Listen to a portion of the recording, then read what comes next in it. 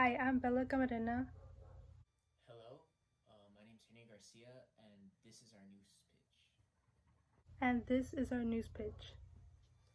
The article, A Traffic Jam in Atlanta, would seem to have nothing to do with slavery, but Look Closer by Kevin M., which was published on August 18, 2019, summarizes the idea that traffic jams nationwide could very well be connected to segregation. Um, this article takes an in-depth look at how the attempts of solving these traffic issues with mass transportation or urban renewal and even interstates were a result to destroy black communities and implement racial segregation. Some of the key quotes that I highlighted from the article were: during the New Deal, federal agencies like the Home Owners Loan Corporation and the Federal Housing Administration encouraged redlining practices that explicitly marked minority neighborhoods as risky investments and therefore discouraged bank loans, mortgages, and insurance there. Other policies simply targeted black communities for isolation and demolition. And that quote was found in paragraph 3. This quote demonstrates how racist policies is a nationwide problem because it emphasizes how risky neighborhoods and communities of different colors were denied loans and mortgages to help people buy homes or pay their rent in order to stay in their homes. Um, but instead, it's these same communities and neighborhoods that were ignored and targeted to demolish and segregate people of color from white people. The other quote I highlighted from the text was: one white property manager in her late 50s told a reporter that she voted against mass transit because it was used by poorer residents and immigrants whom she called illegals. Why should we pay for it? She asked. And again, that quote was found in paragraph 10. This quote highlights racial inequalities nationwide because it shows how people of color and people who are less wealthy are denied the same help and rights that white and more wealthy people have. For instance, healthcare. They aren't able to get the same help that white and more privileged people are able to get just to live a better life and help their families. This is something that is happening all over the nation right now with the BLM movement, where people of color are being denied the same protection of white people, as well as immigrants that are denied the rights because they are considered illegal.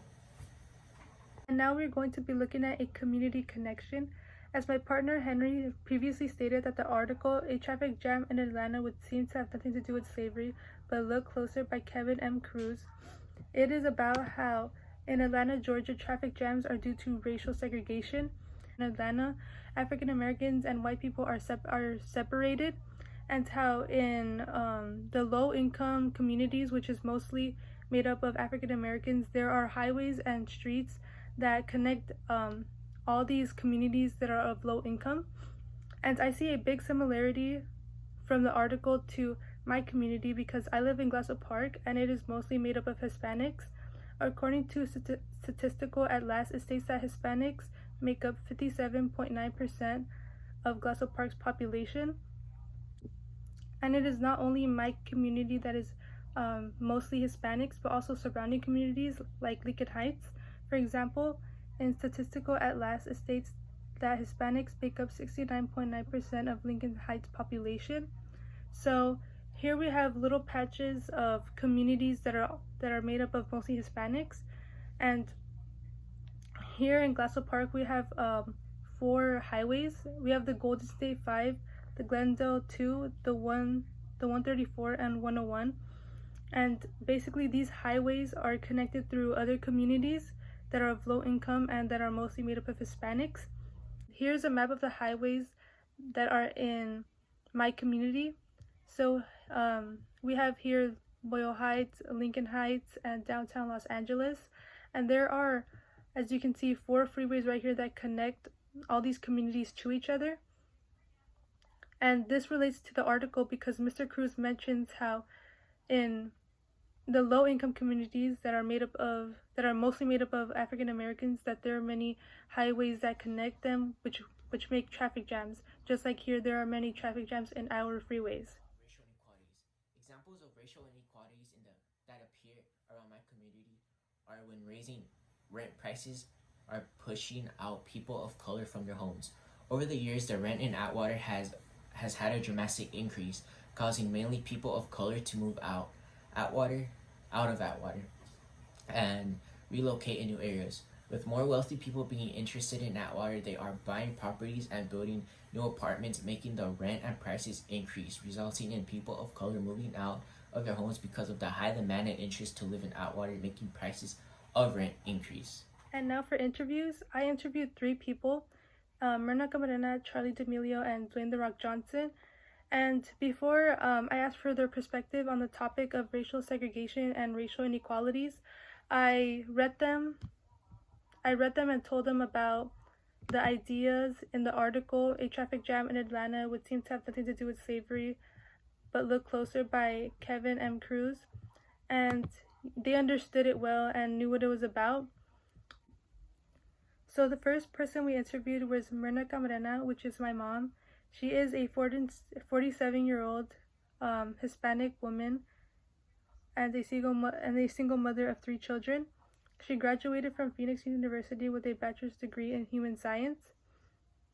So her perspective on the topic of racial segregation and racial inequalities is that traffic is connected to racial segregation. She agreed with the fact that in poor communities, a lot of streets and freeways are connected to other poor communities that lead to traffic. She also pointed out how there are a lot of racial inequalities not only in her community but all over the world. She makes a comment how in America, immigrants come here for a better life and are denied rights and opportunities just because they are so-called illegal. She believes that everyone deserves the rights and chances in life no matter where they come from, or their race, ethnicity, or religion. As for the second person we interviewed Charlie D'Amelio, who is a 16-year-old female who loves making dancing videos on TikTok. Now, her view on racial segregation and racial inequalities is that traffic has nothing to do with racial segregation. She believes that there's traffic everywhere and is not due to these racial segregations. On the contrary, she believes that segregation and racial inequalities is still happening and needs to be resolved as soon as possible. She points out how people of color don't hold the same rights and justice as white people do. She believes that this is an ongoing issue. Finally, we interviewed Dwayne The Rock Johnson, who is an actor. He is 48 years old, Canadian, and is married. So his view on racial segregation and inequality is not only that it continues to happen today, but it happens because of slavery. So he agreed with Mr. Cruz that before slavery was abolished, slave owners would watch over slaves and control them.